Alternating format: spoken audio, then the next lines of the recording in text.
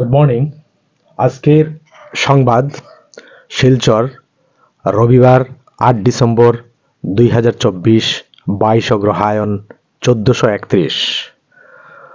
সংবাদ পড়ছি আজকের সংবাদ শিলচর থেকে। বরাকের উন্নয়নে নতুন বিভাগ সাহসী সিদ্ধান্ত হিমন্তর। স্বাধীনোত্তর অসমে এই উদ্যোগ প্রথম। দায়িত্ব পাচ্ছেন কৌশিক নতুবা কৃষ্ণেন্দু। গাম্ভীর্যপূর্ণ অনুষ্ঠানে শপথ ৪ মন্ত্রীর, ভাসলেন সমর্থকদের উচ্ছ্বাসে। কামাক্কার আশিস নিয়ে শপথ কৃষ্ণেন্দু কৌশিকের। শূকরের মাংসে নিষেধাজ্ঞা নয়, মা বলেনি কোনো ধর্ম, বললেন হিমন্ত।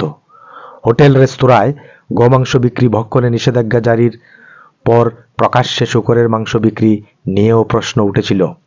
মসজিদের আশপাশ এলাকায় গর্জিয়ে ওঠা শূকরের মাংসের দোকান দেখিয়ে দিয়ে নিষেধাজ্ঞা জারির দাবি তুলেছিলেন একাংশ মুসলিম বুদ্ধিজীবী। কিন্তু পত্রপাঠ সেই দাবি খারিজ করে দিলেন মুখ্যমন্ত্রী। মোদিকে খুনের হুমকি, সতর্ক মুম্বাই পুলিশ। পাকিস্তানে ভাষণ দিয়ে বেড়াচ্ছে মৃত জঙ্গি মাসুদ।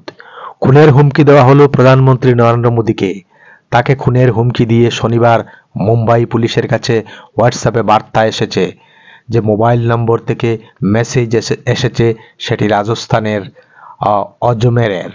ঘটনার পরই মুম্বাই পুলিশের একটি দল অভিযুক্তের সন্ধানে সেখানে রওনা হয়েছে। হোমেন বরগোহাই আধুনিক অসমের বৌদ্ধিক ক্ষেত্রকে সমৃদ্ধ করে গেছেন, বললেন হিমন্ত বিশ্ব শর্মা।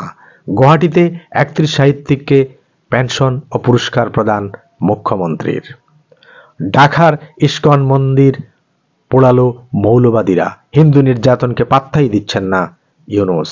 হাসিনার ভারত প্রকল্প বাতিল ঢাকার। কাল বাংলাদেশ সফরে যাচ্ছেন ভারতের বিদেশ সচিব বিক্রম মিশ্র। বিধানসভার local fund audit account committee থেকে বাদ পড়লেন বিধায়ক জাকির। দলের সুপারিশের সদস্য হিসাবে অন্তর্ভুক্তি ইউডিএফ বিধায়ক সুজাম। রাজস্থানে মন্দিরের দানপাত্রে পিস্তল, হাতকড়া, সোনার বিস্কুট। মুসলিমদের মন জয় করুন, মোদিকে আবেগ ঘন বার্তা শাহী ইমামের। মসজিদে মসজিদে সমীক্ষা, দেশের পরিস্থিতি নিয়ে উদ্বেগ। দেশের মুসলিমদের সঙ্গে কথা বলুন, মুসলিমদের মন জয় করুন, প্রধানমন্ত্রী নরেন্দ্র মোদিকে এমন আবেগ ঘন আর্জি জানালেন দিল্লির জামা মসজিদের শাহী ইমাম সৈয়দ আহমেদ বুখারী। জনসাধারণের সক্রিয় অংশগ্রহণের মধ্য দিয়েই যক্ষ্মা নির্মূল করা সম্ভব, বললেন রাজ্যপাল। ১০০ দিনের যক্ষ্মা নির্মূল অভিযান শুরু। জেহাদি তাণ্ডবে জ্বলছে সিরিয়া, পরের ফ্লাইটেই ফিরুন ভারতে, প্রবাসীদের বার্তা দিল্লির। অনেক কাজ বাকি, উত্তরসূরিকে পরামর্শ সঞ্জয় কিষানের। খাদ্য অসামরিক যোগান নিগমের চেয়ারম্যানের পদ অপসারিত মন্ত্রীকে। পুর নিগম নির্বাচন, আসন সংরক্ষণে গভীর ষড়যন্ত্রের অভিযোগ। রাজনীতিতে বিষ্ণুপ্রিয়া মণিপুরীদের পঙ্গু করার ছক কষছে বিজেপি।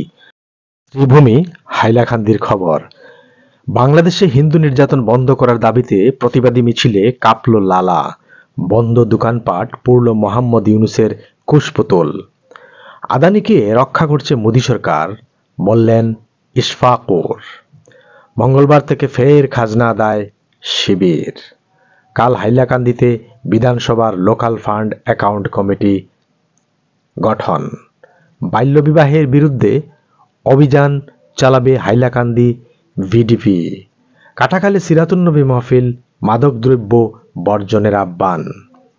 দেশ বিদেশ, ২৬/১১ মতো নীরব না থেকে পাকিস্তানকে সন্ত্রাসবাদের যোগ্য জবাব দেবে মোদির ভারত। হুঁশিয়ারি জয়শঙ্করের। ভারতকে অস্থির করে তুলতে ষড়যন্ত্র করছে আমেরিকার বিদেশ মন্ত্রক। বিস্ফোরক বিজেপি। ইন্দো মার্কিন সম্পর্কে নতুন টানাপোড়েন। ইভিএম কারচুপির অভিযোগে শপথ বয়কট মহারাষ্ট্রে বিরোধী জোটের বিধায়কদের। উপমুখ্যমন্ত্রী হয়েই হাজার কোটি টাকার বেনামি সম্পত্তি ফিরে পেলেন অজিত পাওয়ার। ১৯৯১ সালের উপাসনাস্থল আইন চ্যালেঞ্জের আবেদন সুপ্রিম কোর্টের বিশেষ বেঞ্চে শুনানি ১২ ডিসেম্বর।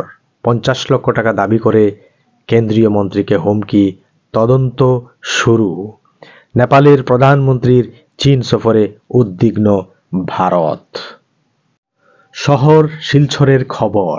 সারা দেশের সঙ্গে শিলচরেও এপিডিসিএল কার্যালয়ে কর্মচারীদের কর্মবিরতি। দেশব্যাপী বিক্ষোভ কর্মসূচির অঙ্গ হিসেবে শুক্রবার সকাল 10টা থেকে 12টা পর্যন্ত 2 ঘন্টার কর্মবিরতি পালন করল coordination committee of electric employees, engineers and pensioners Cachar zone. এদিন শিলচর পানপট্টিস্থিত এপিডিসিএল কার্যালয়ে কর্মচারীরা বিক্ষোভ প্রদর্শন করে। লিংক রোডে অমৃত প্রকল্পে নোংরা জল সরবরাহ, পুরনো পাইপ না বদলানো নাকি অন্য কিছু, রহস্য অধরা। রাঙ্গিরখাড়ি নেতাজি পয়েন্টে দিনভর তীব্র যানজট। ট্রাফিক পুলিশ ট্রাভেলার মালিকদের দিকে অভিযোগের তীর। এবার খেলার খবর। প্রথমেই ক্রিকেট।